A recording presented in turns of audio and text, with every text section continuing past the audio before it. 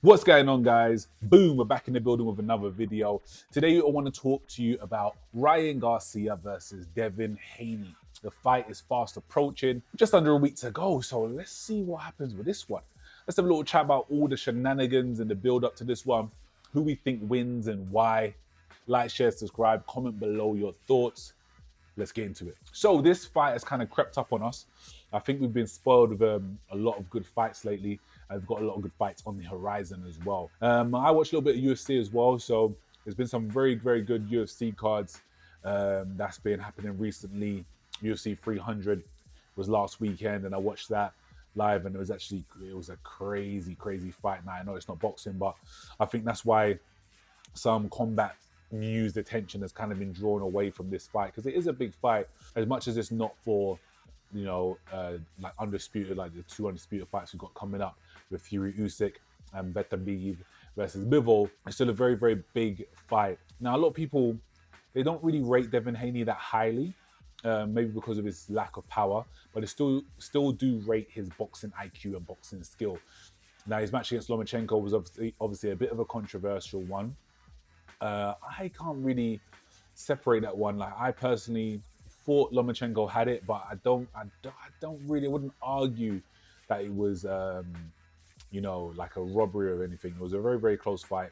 I don't really mind Devin Haney as a winner. Personally, for me, I would have said Lomachenko, but I could see Devin Haney would win it as well. So it wasn't the worst thing in the world. But that's such a good scalp to have. Then going up and then fighting Regis Prograis, winning his belt there at 140. I think he's a real threat for the 140 division, and I feel like people need to give him a little bit more respect. This fight should start to cement him in that. Now, I'm not saying Ryan Garcia is an elite level at 140, but he is a big name and he is a good fighter. Despite what he might have technical deficiencies here and there, and he showed in the tank fight and being a bit of a one-trick pony, he is a good fighter. And with his link up with Derek James in this for this fight has been pretty good. Now, a lot of Ryan's deficiencies were he relied on his speed and he relied on his left hook a lot, and speed that left hook. It was a great trick to have, much like the Wilder right hand. But for me personally, not just for me, he has a lot more skill with it, a lot more boxing skill. Now, what he used to do is drop his opposite hand. So he'd throw that left hook really, really sharp, especially as a check hook if someone's coming in and rushing in, what people do. And then he would drop that right hand as he throws it, bam, putting everything into it. And we see that in these clips here that Derek James is drilling that out of him. He's keeping that that opposite hand up, the rear hand up. And it might just be, okay, he looks good on the pads and he looks good in training, but in fight, he might still drop it and go back to old habits, which could happen. But the reason it kind of gives me a little bit of hope is that before, even in training videos and on pads, he was still dropping that hand. So that means when he get into the fight, that hand will drop even lower and even be even bigger of a tell. And we'll see some footage here of him hitting pads with his dad, which I don't really like that much. I'm not going to lie, obviously it's good for him to have his dad in camp and stuff, but he's kind of dictating the pads and dictating the pace of it. He's someone who needs to listen and needs to have a coach who's going to tell him what to do and follow those directions rather than you leading it, as I feel like that's what kind of led to his downfall in the tank fight. Now, obviously, it's not even an elephant in the room at this point, it is the room. Is Garcia going to be mentally fit enough to take on Devin Haney? He has been doing a whole heap of madness, saying a lot of crazy stuff. And I know I've seen some comments on the video like, Ryan speaking the truth and stuff like that. I'm like, whatever you believe. But this doesn't seem like the mindset of someone who's about to take on quite like a very high level elite fighter. There was a worry whether he was going to make it in the ring. Now, he does look like he has been training well. And he does look sharp. But just recently, he said a bunch of stuff about Kanye West on Twitter. He's done a lot of stuff on Twitter and social media. I'll put some of the tweets up now, and it's crazy that this guy is not, I don't know, like how, maybe it's in the breaks of his training, he's just sitting down and he's on social media. For me, I still feel like he's too unfocused, and I feel like Devin Haney will just beat him over points.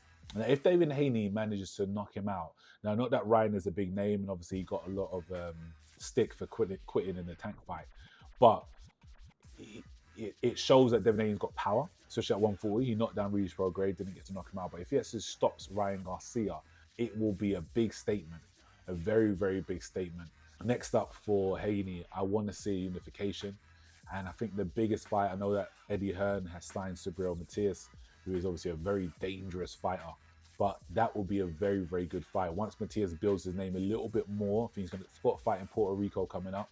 Build the profile of both fighters and then let them unify. That'd be a great, great fight. Obviously, you've got Isaac Pitbull Cruz, but I don't think that one's going to happen for now as PBC. There's a bit of a strained relationship there. I'm not going to say I give Ryan no chance. I think Ryan does have a good chance of winning the fight, but he needs to really be clever. I want to see a different Ryan that we've seen before. A combination of his speed and very fundamental style from Derek James. His last fight against Oscar Duarte, I believe was his name, it wasn't a great fight. If I'm honest, like, you know, Ryan didn't look good in there. He was trying to do this weird shoulder roll thing.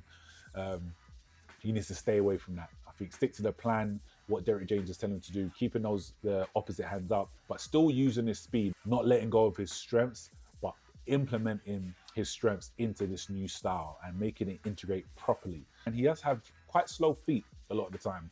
His feet aren't the greatest, and Devin Haney obviously has good footwork. I feel like he needs to try and keep up a little bit with Haney. He can't go chasing Haney. He can't be too aggressive.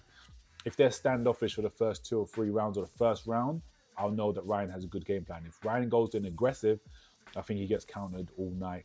So we'll see what the plan is. We'll see what happens. Yeah, I say my pick is Devin Haney. I firmly put that on Devin Haney. If Ryan does win, it will be a shock and it will be a surprise.